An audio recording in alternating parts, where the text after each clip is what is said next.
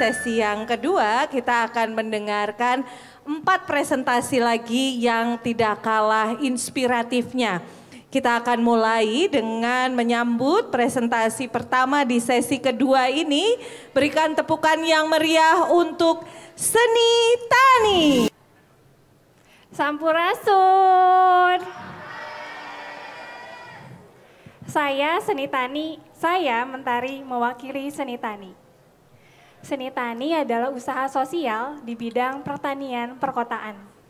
Kami 5 orang muda dari Kota Bandung membangunkan lahan-lahan tidur menjadi kebun pangan dan menghasilkan sayur yang sehat. Seni Tani lahir dari berbagai kegelisahan. Dan kegelisahan ini semakin nyata saat kami dikunjungi oleh teman-teman TK yang belajar di kebun seni tani. Hari itu sangat menyenangkan dan berkesan.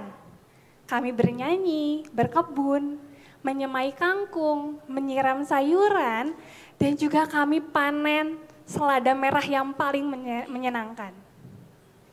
Namun beberapa hari kemudian kami terkejut. Salah satu guru menyampaikan bahwa ada satu anak yang biasa makan sayur, dia tidak mau makan sayur yang ia panen dari seni tani. Ibunya bingung, loh kenapa? Aku nggak mau makan sayur dari seni tani, itu kotor dari tanah. Aku ingin sayur yang bersih dari supermarket. Wow, rasanya campur aduk, sedih, bingung, kecewa, marah, dan akhirnya kami berefleksi. Kami menemukan fenomena bahwa saat ini masyarakat dan petani tidak terkoneksi. Berbagai permasalahan pangan di Kota Bandung menggerakkan kami untuk menjadi petani muda kota. Kami memanfaatkan lahan terbengkalai di area tempat kami tinggal. Area ini tidur, dipenuhi dengan sampah, berangkal, bahkan ada kasur. Akhirnya kami tergerak untuk kami bersihkan dan kami olah tanahnya menjadi kebun pangan. Kami menerapkan sistem pertanian yang terintegrasi. Kami memanfaatkan sumber daya lokal sekitar. Untuk mulsa alami, kami memanfaatkan jerami yang biasanya dibakar. Kami memanfaatkan backlog jamur yang biasanya dibuang percuma. Selain itu, bekerja sama dengan warga kami memanfaatkan sampah halaman dan sampah dapur dijadikan kompos. Kompos ini digunakan untuk menutrisi tanah dan tanah ini kami manfaatkan untuk menumbuhkan berbagai sayuran. Seni tani bertujuan untuk menghasilkan pangan yang sehat dan dekat.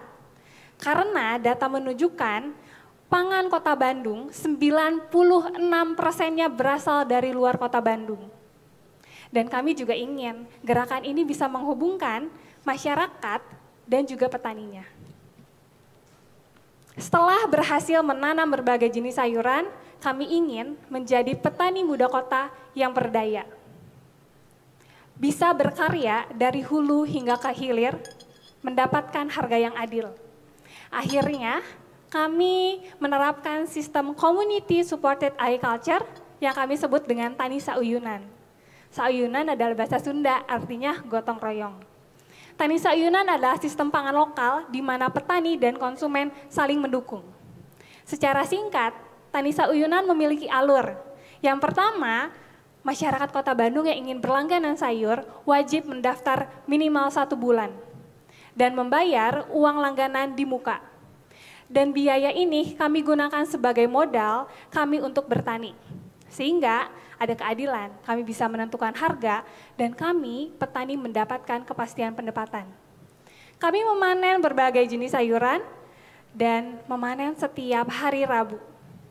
Kami distribusikan sayur setiap hari Kamis kepada seluruh anggota yang berlangganan di bulan tersebut. Distribusi ini dibantu oleh para karang taruna di wilayah kami.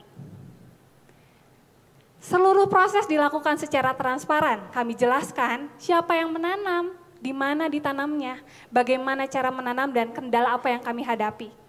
Kami berharap ada kepercayaan yang tumbuh antara petani sebagai produsen dan juga masyarakat sebagai konsumen. Ini adalah perjalanan panjang kami.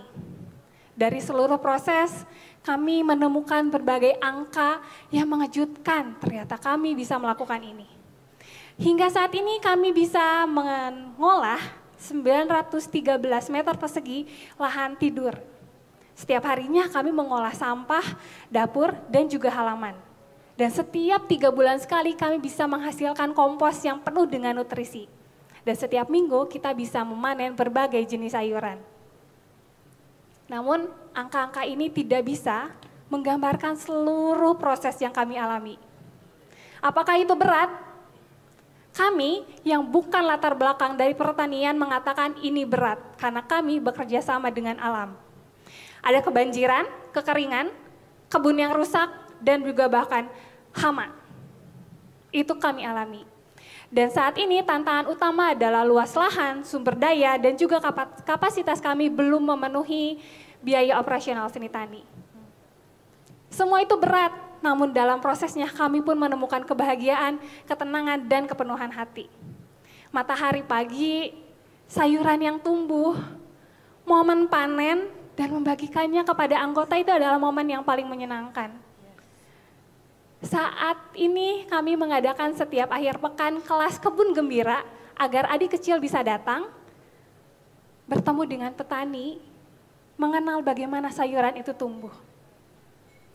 Dan seluruh proses yang kami alami, seluruh cerita yang kami alami, Seni Tani memanggil Anda. Yang ke-1, follow Instagram Seni Tani. Yang kedua, bagikan cerita tentang Seni Tani hari ini. Dan yang ketiga, mari mendukung sistem pangan berkelanjutan, yuk kita kolaborasi dan kampanye bersama. Yang keempat, kanggo orang Bandung, hayu ngiringan tani sauyunan. Yang kelima, kami tunggu di kebun, ayo kenali sepenuh hati selaras dalam kolaborasi. Hatur nuhun. Selamat ya Seni Tani, dari yang bukan petani jadi petani gitu, itu luar biasa banget. Terus juga saya rasa inisiatif ini bisa dan perlu diperluas gitu, karena tadi kalau kita bicara ada anak yang nggak mau makan sayur kotor gitu, itu nggak hanya terjadi di Bandung kan, tapi di semua tempat gitu. Lalu yang berikutnya yang juga menarik tadi, Tani Sauyunan itu sebuah konsep yang menurut saya bisa diperluas di banyak tempat gitu, dan terutama untuk inisiatif produksi pangan sendiri gitu, urban farming kan ke depan itu kayaknya kita memang harus mengenali dan juga bisa memproduksi pangan kita sendiri gitu ya. Tapi saya penasaran nih dengan Seni Tani ini. Kalau tadi bicara di Bandung gitu, itu udah ada permintaan nggak dari daerah lain misalnya untuk belajar dan juga mereplikasi kegiatannya di tempat lain? Izin menjawab, betul. Kami mendapatkan beberapa DM, banyak kawan kami juga yang ingin mereplikasi sistem ini. Namun yang kami pahami, semua sistem bisa saja dilakukan namun selokal mungkin. Jadi mungkin sistem yang Seni Tani adaptasi, bagaimana cara dan proses bertani itu harus selokal mungkin. Jadi sistemnya bisa jadi beda dengan yang lain, tapi prinsip keadilan, transparansi, dan juga kerjasama itu yang bisa dipakai dimanapun. Selamat dan tetap semangat. Terima kasih banyak. Terima kasih banyak Ibu Farah. Kita lanjutkan ke Ibu Stella. Pendukungnya banyak. Hai Mbak Mentari, aku Salam Stella, kenal, salam kenal. Inisiatifnya menarik banget, apalagi Bandung ya, di kota yang kita lihat hijau-hijau seperti itu. Ternyata ada sekumpulan anak muda yang punya ketertarikan dengan bertani gitu ya. Aku mau nanya aja, kan tadi sempat di-mention bahwa challenge-nya itu kalau misalnya gagal panen, kemudian operational cost yang mahal ya. penanganannya so far gimana? Aku kebayang kalau misalnya yang sudah tergabung di CSA tadi, kalau misalnya membernya ini kemudian pesen tapi ternyata supply-nya nggak ada, itu kira-kira gimana? Inilah yang kami komunikasikan dan ini yang membuat kami spesial karena seluruh prosesnya kami komunikasikan kepada seluruh anggota. Seperti kangkung yang tadi bolong-bolong, kami sampaikan bahwa kangkung ini kami rawat selama 37 hari. Dan kangkungnya bolong, namun itu tidak mengurangi nutrisi dari kangkung tersebut. Dan kami senang sekali anggota-anggota ini support, tidak ada yang mengeluh dan menerima. Jadi seluruh sedih dan bahagianya kita tanggung bersama dengan seluruh anggota komunitas. Oke, terima kasih Mentari, sukses ya. Terima kasih. Terima kasih Pak Adi, silahkan. Ya, terima kasih Kak Mentari. Ini jawaban atas permasalahan bahwa sekarang petani tradisional kita itu didominasi oleh petani berumur 45 tahun ke atas. Dan mereka sekarang mengalami problem guremisasi karena kemampuan fisik menurun, masih bekerja secara tradisional, sehingga makin berada di posisi gurem, dia lahan makin menyempit dan urusan kompensasi finansialnya jadi masalah gitu. Sehingga seni tani menurut saya solusi atas problem itu. Dan adanya sirkulasi kapital itu menurut saya menjadi poin penting, artinya antara petani sebagai produsen dan konsumen itu terhubung dan ada simbiosis mutualisme. Jadi dari sisi presentasi kalau dari saya sempurna. Saya hanya ingin tahu jumlah petani muda yang ada dan proyeksi pemberdayaan petani muda ke depan itu kalau ada target sekitar berapa? Saat ini Seni Tani bisa memberdayakan 2 petani muda lokal, salah satunya ada Opik yang datang. Opik pagi-pagi ngebun sampai jam 12, dari jam siang sampai sore itu kuliah. Jadi kami berharap bisa lebih memberdayakan pemuda sekitar untuk bisa juga menjadi petani muda kota. Wow, oke. Terima kasih.